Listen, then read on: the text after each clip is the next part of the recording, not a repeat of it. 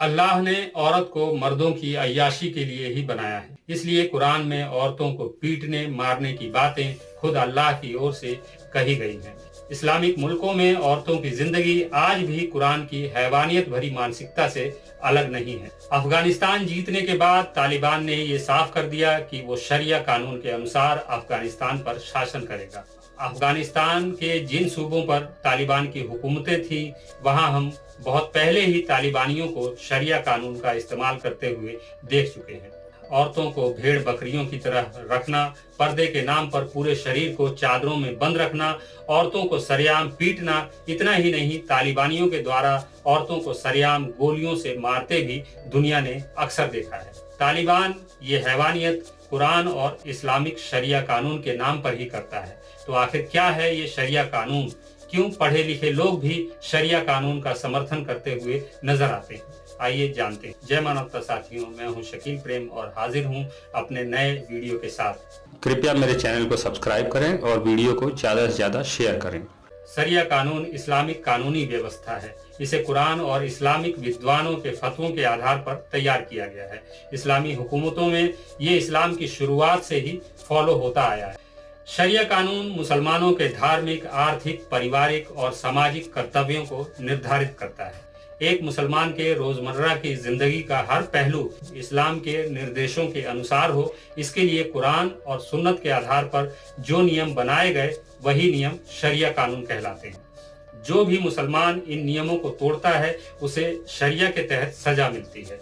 हालांकि ये सब भारत में नहीं होता, फिर भी यहाँ के कुछ कट्टरपंथी सोच रखने वाले लोग इस गैर इंसानी फितरत को सपोर्ट करते हुए मिल जाते हैं। शरिया कानून में जुर्म दो हिस्सों में बांटा गया है, हद और तज़ीर।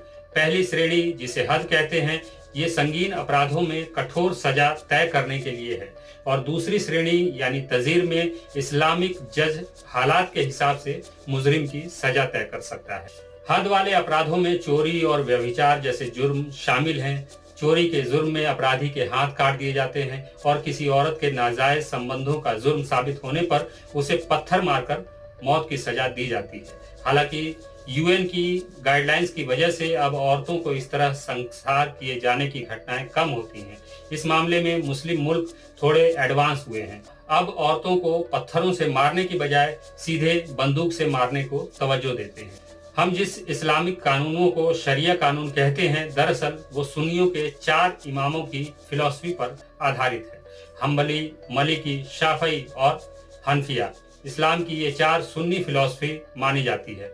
तमाम सुन्नी मुस्लिम देशों में इन्हीं 4 इमामों के फिकह पर शरिया कानून चलते हैं। इनसे अलग ईरान जैसे शिया मुल्क में शिया जाफरी कानून के तहत सजा दी जाती है। अलग अलग दौर के अलग अलग इमामों की फिलॉसफी में भारी अंतर होने की वजह से पूरी दुनिया के मुस्लिम देशों में शरिया कानून भी एक जैसे नहीं है। लेकिन इन सभी मुस्लिम मुल्कों में जो एक बात कॉमन है वो ये है कि इनमें से कोई भी मुल्क पूरी तरह डेमोक्रेटिक नहीं है। अब मैं आपको उन देशों के नाम बताता हूं जहां शरिया कानून पूरी तरह लागू है। अफगानिस्तान, मिस्र, Indonesia, Iran, Iraq, Malaysia, Maldives, Mauritania, Nigeria, Qatar, Saudi Arab, संयुक्त अरब अमीरात, यमन, बहरीन और ब्रुनेई। इनके अलावा अफ्रीका के कई देश शरिया कानून का पालन करते हैं, जिनमें नाइजीरिया, केन्या और इथियोपिया शामिल हैं। सूडान ने सितंबर 2020 में लगभग 30 साल शरिया कानून का पालन करने के बाद इसको समाप्त कर दिया। शरिया खत्म होते ही आज सूडान एक सेकुलर डेमोक्रेसी बन गया है। शरिया कानून का सबसे बुरा असर वहां की औरतों पर ही होता है। 10 साल की उम्र होने के बाद वो स्कूल नहीं जा सकती, नौकरी नहीं कर सकती, घर से निकलने पर पाबंदी, खुलकर बोलने पर पाबंदी, पूरे शरीर को ढक कर रखना, बाहर जाना भी हो तो परिवार के किसी पुरुष रिश्तेदार के साथ ही बाहर जा सकती है। इससे भी बुरी बात ये कि शरिया कानून को मुस्लिम समाज के तथाकथित बुद्धिजीवियों का समर्थन हासिल होता है, जिसकी वजह से इस काले कानून का विरोध नहीं हो पाता।